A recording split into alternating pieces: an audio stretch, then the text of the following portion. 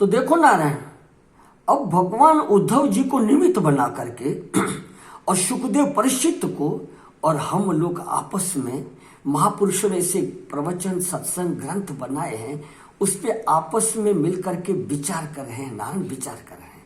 अब बताते कि छोटी छोटी जो सिद्धियां हैं, गुण हेतु जो सिद्धियां हैं, वे है क्या, क्या है, उस पर विचार करें। देखो नारायण, शरीर में भूख न लगे और प्यास न लगे, बहुत दिनों तक बिना खाए पिए रह सके, तो समाधि में बिना खाए पिए रहना तो आसान होता है, क्योंकि समाधि काल में सज्जनों प्राण की गति बंद हो जाती है। जब प्राण की गति बंद हो जाती है तो खाने पीने की जरूरत ही नहीं रहती है। समाधि काल में बाल नहीं बढ़ते हैं सज्जनों, पाचन नहीं होता है।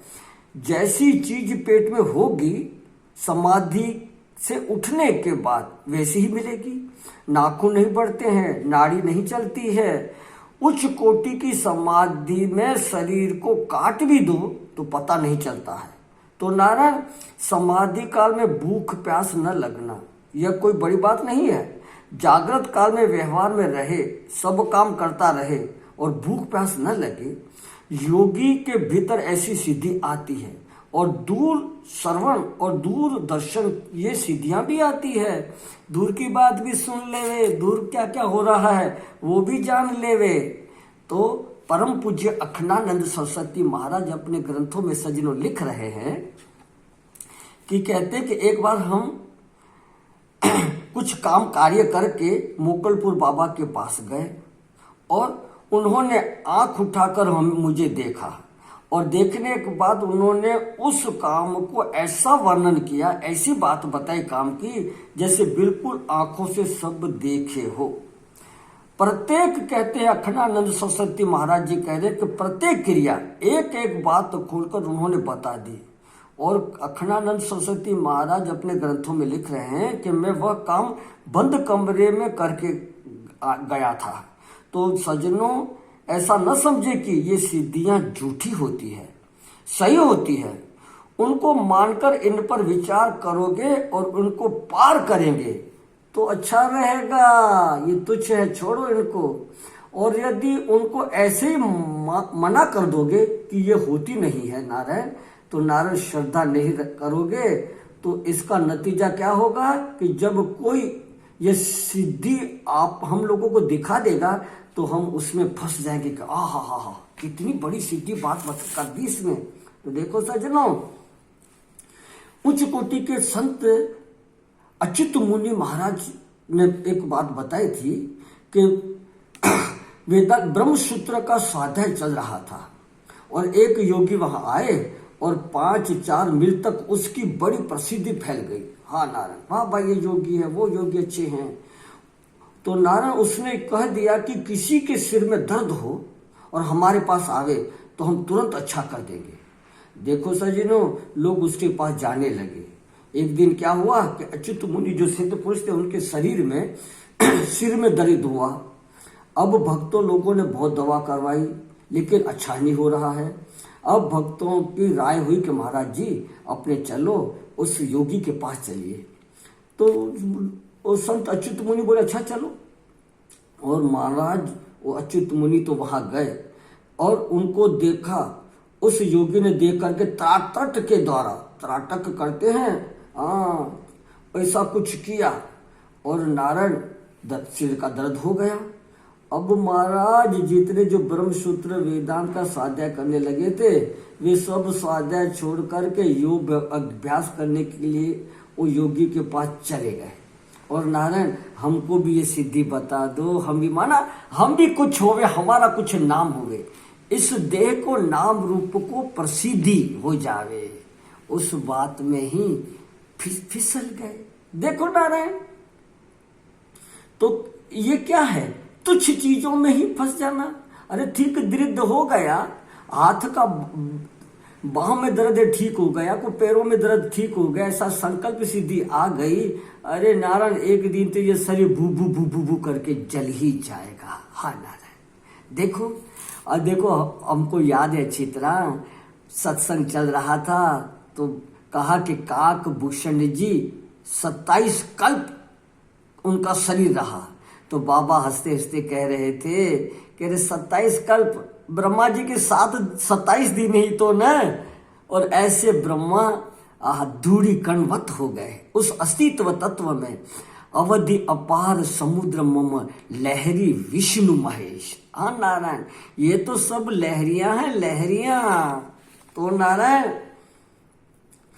तो दूर दूर की बात सुन लेना और दर्शन कर लेना। देखो नारायण, एक बार कबीर साहब कोई पे कलंक लगा, झूठा ही था। काशी में उनके विरोधी तो बहुत थे ही, क्योंकि उनकी जाति छोटी थी और प्रतिष्ठा बड़ी थी। तो बहुत लोग उनके हिर्षा करने वाले निकल आए।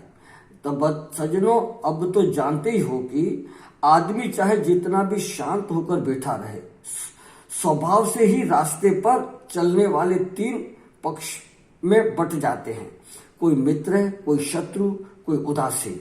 सो कबीर को कलंक लगा दिया तो काशी नरेश ने उनको अपने यहाँ बुलवाया। कबीर जी चले गए। वहां पहुंचते ही उन्होंने कहा कि अरे पानी लाओ, पानी लाओ। एक लोटा उठाकर उन्होंने पानी गिराना शुरू कर दिया। राजा ने पूछा, ये क्या करते हो महाराज? कबीर बोले कि जगन्नाथपुरी में आग लगी और ठाकुर जी का कपड़ा जल रहा था, तो वह मैंने बुझा दी है। अब यह हुआ कि यदि यह बात सच्ची निकल गई तो कबीर बड़े भारी सिद्ध। अब काशी नरेश ने पता लगाया तो सचमुच उस समय पुरी में ठाकुर जी के कपड़े में आग लग गई थी और वह बुझी। तो कबीर साहब को कैसे मालूम पड़ा? उन्होंने देख लिया था। अब देखो सज्जनों, ऐसी सिद्धियां उनमें सहज में थी। अब तो नारायण कबीर साहब का वाह वाह वाह होने लग गया। तो देखो नारायण, मन की गति से कहीं भी पहुंच जाना। हम लोगों का शरीर एक जगह रहता है और मन दूसरी जगह रहता है। अब मन जहां पहुंच गया वह शरीर भी पहुंच जाए, ऐसी सिद्धि प्राप्त कर लेना। काम रूपा जैसा चाहो वैसा शरीर बन जाए और बस जैसा चाहो ऐसी सुंदरता हो जाए। हम लोग ग्रंथों में पढ़ते हैं और टीवियों में आजकल ऐसे सीरियल दिखाते हैं कि राक्षस लोग अपना रूप बदल देते हैं। जैसे शूर्पणखा ने अपना शरीर सुंदर बना लिया, राम जी को देख करके उनको काम विकार उत्पन्न हो गया और सुंदरी बन गई। तो देखो नारायण, देखो यह मनोज काम रूप पराकाम प्रवेशनम, दूसरी काया में भी प्रवेश कर देना, ऐसी सिद्धि प्राप्त होती है। तो जैसा चाहो वैसा शरीर बन जाए और परकाम प्रवेशन, दूसरे के शरीर में प्रवेश कर लेना। भगवान शंकराचार्य के बारे में भी सज्जनों ये प्रसिद्धि है कि उन्होंने काम कला की विद्या प्राप्त करने के लिए एक राजा के शरीर में प्रवेश कर किया था। तो ये भी एक प्रकार की सिद्धियां हैं। जब चाहो जब मरना, जैसे भीष्म पितामह के बारे में सुनते हैं कि 58 दिन तक भीष्म पितामह बाण की सैया पर पड़े रहे। तो ये भी एक सिद्धि है। बोले कि उत्तरायण आने पर मरेंगे, तो उनको ये सिद्धि प्राप्त थी कि जब चाहे वह मरेंगे, बिना चाहे उनके प्राण शरीर को नहीं छोड़ सकते। तो ये सिद्धियां हैं। देखो नारायण, देवता लोग अप्सराओं के साथ जो कीड़ा करते हैं उसकी प्राप्ति होना। हाँ नारायण, ये भी एक सिद्धि होना है। संकल्प के अनुरूप प्राप्ति हो, यह संकल्प हुआ कि यह हो जाए और वही हो जाए। तो देखो नारायण, संत लोग अखंडानंद सरस्वती बता रहे कि एक बार की बात है कि मैं मोकलपुर बाबा के पास गया। मोकलपुर के बाबा के गए और वहाँ ब्राह्मणों की रीति रिवाज के अनुसार हम लोग पहले उनके यहाँ खाते नहीं थे, पीछे तो खाने लगे। तो सुबह 4 बजे घर से निकलकर करीबन 10 बजे उनके पास पहुंचे, क्योंकि एकांत में रहते थे, पैदल ही जाते थे।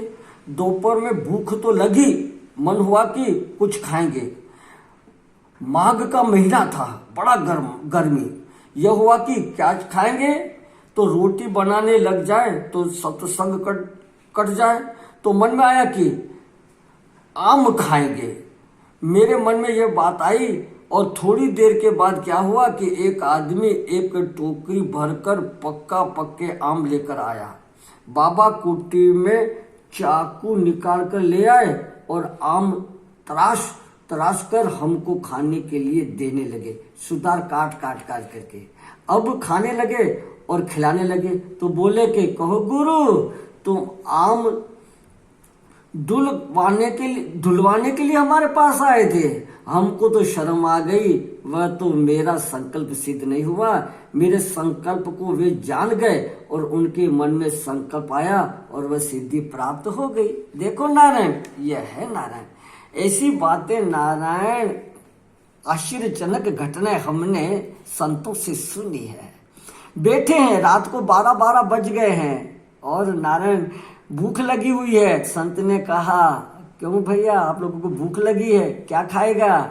और नारायण क्या बतावे, ऐसा चमत्कार बताए, जो मन में चाहे वो चाहे भोजन वहां आ गया, कोई बना करके लेके पहुंच गया। तो ऐसी सिद्धियां होती है तो क्या उससे ब्रह्म ज्ञान से, अस्तित्व तत्व से क्या हुआ? अरे उस अस्तित्व में प्राप्त करने, ये तो तुच्छ सिद्धियां हैं। तो साधक को ये समझ करके, हाँ नारायण, सावधान रह करके आगे बढ़ना चाहिए। इस तुच्छ सिद्धियों में अपना जीवन बर्बाद नहीं करना चाहिए। अपने समय को बेकार में, इस सिद्धियों में ही, संकल्पों में ही अपना समय, मनुष्य जन्म का समय व्यर्थ नहीं खोना चाहिए। तो नारायण